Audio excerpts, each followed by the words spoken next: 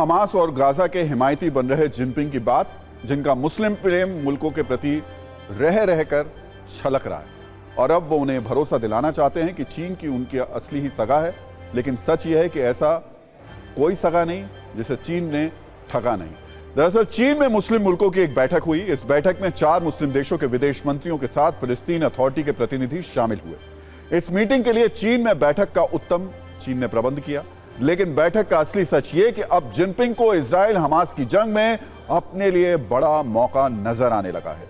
जो मुस्लिम देश और दूसरे लोग इस चीन को प्रायोजित बैठक में आए थे, उनके बारे में भी अब आप समझ लीजिए। फिलिस्तीन अथॉरिटी के प्रतिनिधि जो इजराइल और हमास के बीच चल रही जंग में एक पक्ष है। सऊदी अरब जो मौजूदा वक्त में मुस्लिम मुल्कों का खलीफा बनने की चाहत रखता है और गाजा पर हमले के लिए इजराइल का विरोध भी कर रहा है। जॉर्डन जो खुद एक इजराइल का विरोधी देश है। मिस्र जो फिलहाल युद्ध निरपेक्ष है और इजराइल और गाजा के बॉर्डर पर होने की वजह से खुलकर किसी के साथ नहीं है। इंडोनेशिया जो एशिया का एक प्रभावी मुस्लिम देश है, और इसके अलावा ओआईसी के महासचिव जो मुस्लिम मुल्क के प्रतिनिधि हैं। यानी चीन ने चुन चुनकर उन देशों को न्योता दिया जो या तो इजराइल के विरोधी हैं या फिर खाड़ी देश की हैसियत से बड़े स्टेक होल्डर हैं, यानी अपना बड़ा प्रभाव रखते हैं।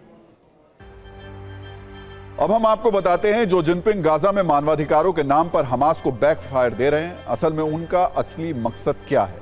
आखिर क्यों वो युद्ध के बीच मुस्लिम देशों को एकजुट कर रहे हैं।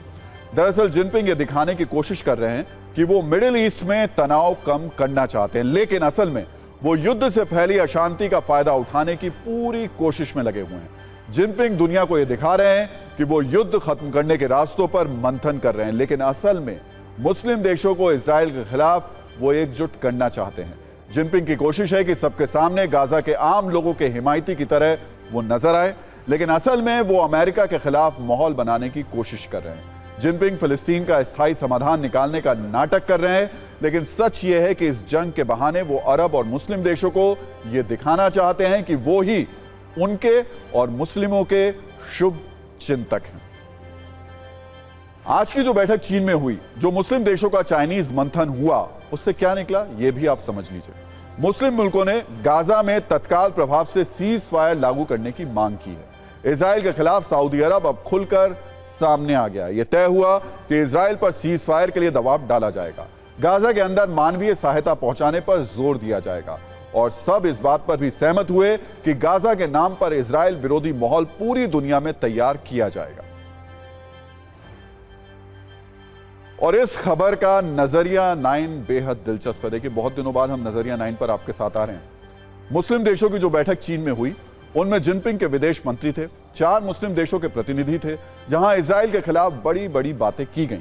लेकिन इस बैठक में मुस्लिम देशों के विदेश मंत्री की जुबान से एक बार भी उइगर मुसलमानों के बारे में एक शब्द नहीं निकला।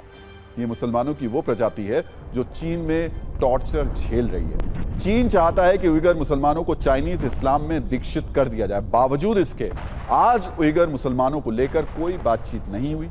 अब इसे डबल स्टैंडर्ड नहीं तो भला आप क्या कहेंगे, क्योंकि जो जिनपिंग गाजा और हमास के नाम पर मुस्लिमों के हिमायती बन रहे हैं, वो उइगर मुसलमानों को कैसे भूल गए।